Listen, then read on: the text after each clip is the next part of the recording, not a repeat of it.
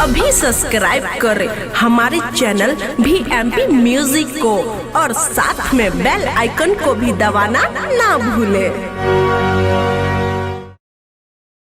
दाद गोदी में ललना मैया खेलते घरे आंगना। दाद गोदी में ललना मैया खेलते घरे आंगना। डीजे ओम शंकर परसा हरभिंडा।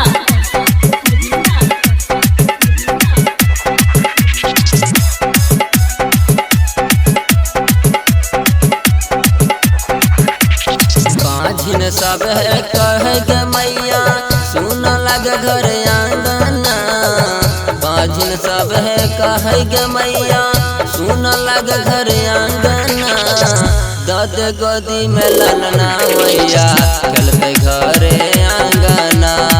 दाद गोदी में ललना मैया खेलते घरे आंगना।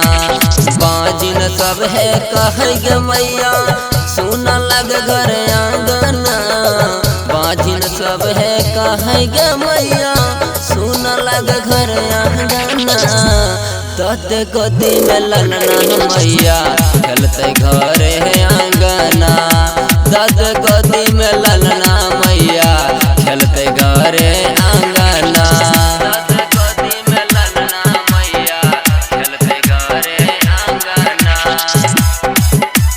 दाद गोदी में ललना मैया खेलते घरे आंगना।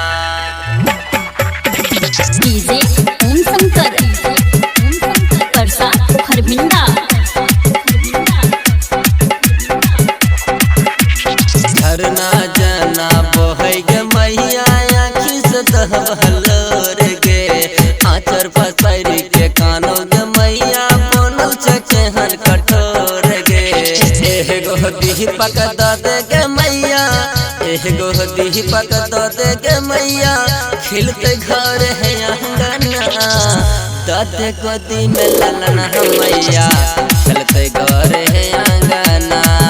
दाद गोदी में ललना मैया खेलते घर है आंगना। दाद गोदी में ललना मैया डीजे ओम शंकर परसा हरभिंडा। दाद गोदी में ललना मैया खेलते घर है आंगना।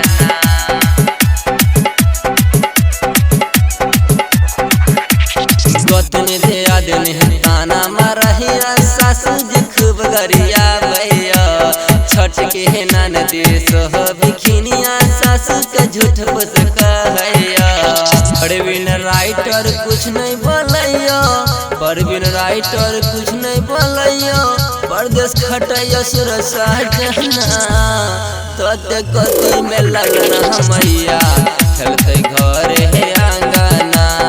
दाद गोदी में ललना मैया खेलते घरे आंगना। बाजिन सब है कहे गे मैया सुन लग घर आंगना। बाजिन सब है कहे गे मैया सुन लग घर आंगना। दाद गोदी में ललना मैया खेलते घरे आंगना। दाद गोदी में ललना मैया खेलते घरे आंगना।